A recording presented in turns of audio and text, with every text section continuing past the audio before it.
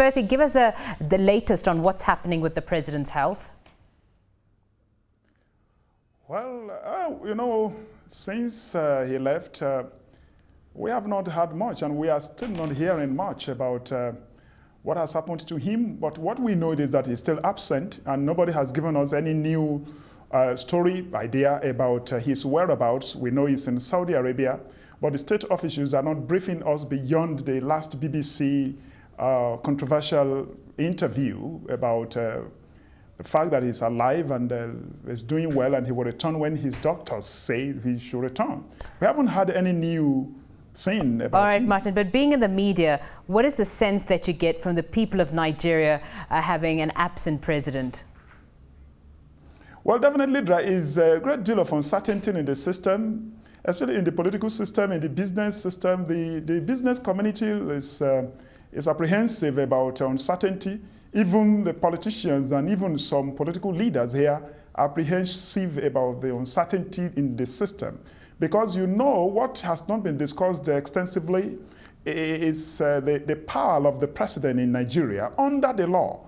The president is so powerful, and the power of the president is so pervasive that his own presence affects almost everything, just as his absence now has affected almost everything, because the Constitution gives the president the power to approve so many things, especially when it comes to the national treasury. And there is this thing that is not so popular, but it's inherent in the system, that even the CBN governor has got to consult him on a number of issues according to their law. So when he is not around, there is a problem.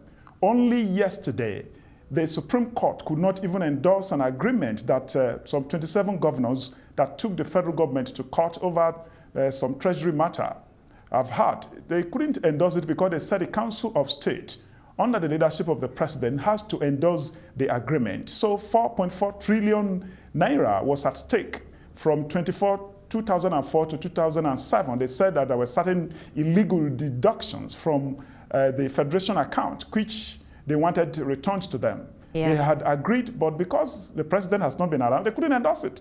Well, Martin's worst case scenario, if the president can't assume his duties, what happens then?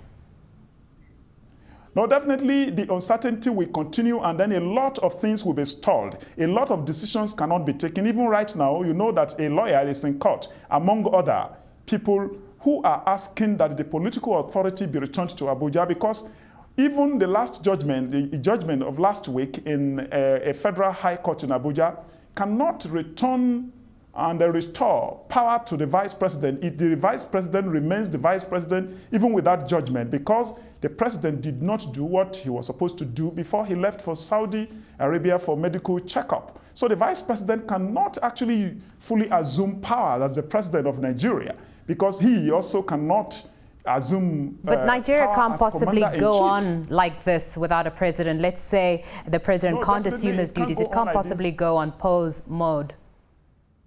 No, definitely it can't go on like this. I am fully persuaded Nigeria, being what it has always been, will do something. And you can see that even at the Senate yesterday, there were some ruffled feathers. And a lot of senators and the federal legislators generally in the House of Representatives are very restive about the absence of the president, even though they are trying within the party, the ruling party system, they are trying to cool some frayed nerves. But I don't know what has happened today, but I know before the end of this week, something definite will be done about this thing. And I believe that the people are not stupid. They will try as far as it is politically possible to transfer power to the vice president as soon as possible. Yeah, I believe they will do that, because we can't go on like this. Yeah. So all right, Martin, just before you go, maybe you can shed some light on the situation. We've heard of some violence flaring up in different states in Nigeria. Does that have anything to do with the president's absence? No, definitely it has to do. Like I said earlier, the president wields a lot of powers, and even a lot of these federating states, 36 of them, depend so much on what the president does in Abuja, what they approve. It's a peculiar federal system. So the absence of the president has caused a lot of upset and has stalled a lot of things like that, including what happens even in the 774 local governments. A lot depends on the presence of the president and the polity. That is why Nigeria's own federal system is a peculiar one.